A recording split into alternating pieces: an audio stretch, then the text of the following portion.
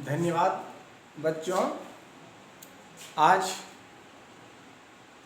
मैं क्लास 10 के बच्चों के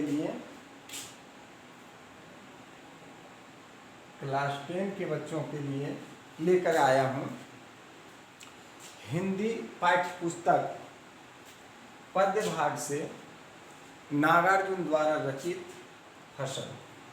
बच्चों यहाँ ध्यान दिया होगा कि इसके पूर्व मैंने एक वीडियो जारी किया था, उसमें नागार्जुन द्वारा लिखा गया यह दंतरित मुस्कान का था। नागार्जुन जो पद भाग में लिखे हैं ये दो भागों में लिखे हैं, पहला यह दंतरित मुस्कान और दूसरा फसल। बच्चों यहाँ ध्यान देने वाली है कि नागार्जुन के अनुसार वे कहते हैं कि एक नहीं दो नहीं, अर्थात ढेर सारी नदियों के पानी का जादू। यानी कवि जो हैं नागार्जुन, ये क्या कहते हैं, किसी एक नदी या किसी एक जलाशय या दो जलाशय या दो नदियों से ही पूरे देश या पूरे विश्व के सिंचाई का कार्य संभव नहीं होता है। और जब सिंचाई नहीं संभव होता है तो क्या है, इसके लिए क्या है कि ढेर सारी नदियों की उसमें जादू होती है, यानी उससे सिंचाई होती है।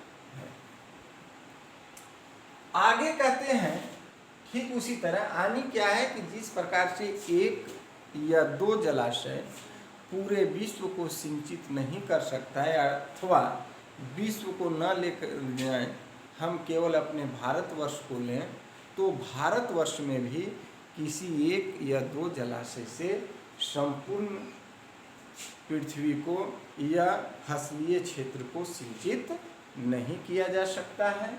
उसके लिए ढेर सारी जलाशयों, नदियों, तालाबों, नहरों आदि की आवश्यकता पड़ेगी और उन्हीं की जादू से यह फसल सिंचित होता है। ठीक उसी तरह कहता है, एक के नहीं, दो के नहीं, लाख लाख कोटि कोटि हाथों की स्पर्श की गई। अर्थात क्या है कि बच्चों आज जो हम देख रहे हैं कि चारों ओर हरियाली ही हरियाली है और विभिन्न तरह की फसलें उगाई जाती हैं, उन फसलों की जो करने के लिए लोग लगे हैं वो कोई एक या दो नहीं लगे हैं, बल्कि भारतवर्ष के अंदर रहने वाले लाखों लाख करोड़ों करोड़ आदमी इस कृषि कार्य में जुड़े हुए हैं और उनके ही स्पर्श की गरिमा का फलस्वरूप कृषि है, अर्थात फसल उत्पादन होता है। ठीक उसी तरह कहता है, एक के नहीं, दो के नहीं, हजार हजार खेतों के मिट्टी का गुणधर्म। बच्चों यहाँ ध्यान देना है कि जिस तरह से एक जलाशय पूरी पृथ्वी को सिंचित नहीं कर सकता, एक या दो व्यक्ति पूरे देश की फसल को उत्पादित नहीं कर सकता, ठीक उसी तरह जो भूखंड है वह कोई एक या दो भूखंड ही संपूर्ण फसलों को और विभिन्न तरह की फसलों को उत्पादित नहीं कर सकता। इसलिए जो हजारों हजार खेत हैं, करोड़ों खेत हैं, उनकी अलग अलग मिट्टी की गुण धर्म और दशा होती है। उन्हीं विभिन्न गुण धर्म और दशा के फल स्वरूप ही फसल हो पाता है। आगे लेखक अपने आप में कहता है, क्या कहते हैं कवि नागार्जुन अपने आप में कहते हैं फसल क्या है। यानी नागार्जुन किसी दूसरे व्यक्ति को नहीं कह रहे हैं, बल्कि अपने अंतरात्मा में ही वो पूछ रहे हैं कि आखिर फसल क्या है।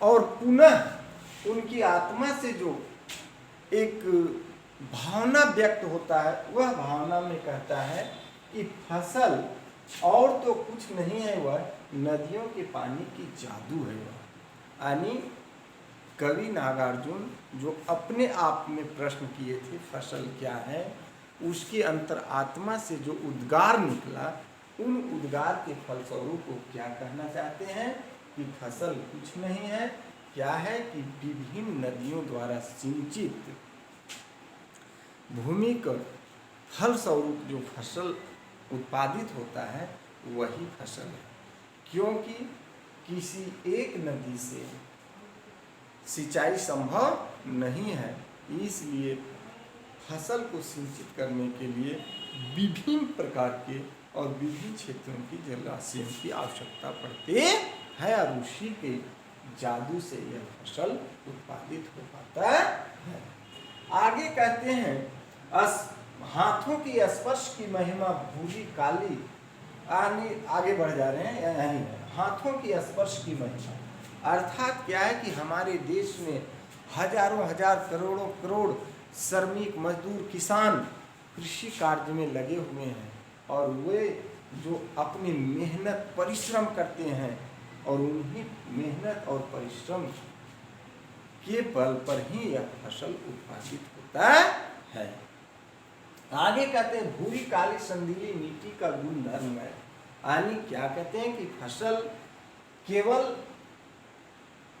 क्या है कि पानी से अथवा केवल लोगों की मेहनत से ही नहीं हो जाता है, उसके लिए भूमि की जो गुण धर्म दशा होनी चाहिए वह होनी चाहिए, तभी फसल होता है। बच्चों आप लोग ध्यान दीजिएगा कि एक ही भूखंड में विभिन्न तरह के फसल उगाए नहीं जा सकते हैं। कोई मिट्टी काली होती है, कोई मिट्टी भूरी होती है, कोई संदीली होती है, कुछ बलुआई होती है और उस मिट्टी के गुण धर्म के अनुसार ही उसमें फसल लगाए जाते हैं। जैसे मान लिया जाए ऐसे क्षेत्र जिसमें जल का जमाव होता है उसमें आलू नहीं लगाए जा सकते हैं। ठीक उसी तरह जहाँ जल को रोका नहीं जा सकता है वहाँ आलू का खेती नहीं हो सकता है। तो कवि का मानना क्या है कि जो हमारी देश के अंदर अनेक प्रांतों में विभिन्न तरह की मिट्टी यानी काली भूरी संदीली है, उसके गुण धर्म के और दशा के कारण ही फसल उत्पादित हो पाता है। कौन सा फसल? विभिन्न प्रकार के फसल। आगे कहते हैं रूपांतरण है सूरज की किरणों का।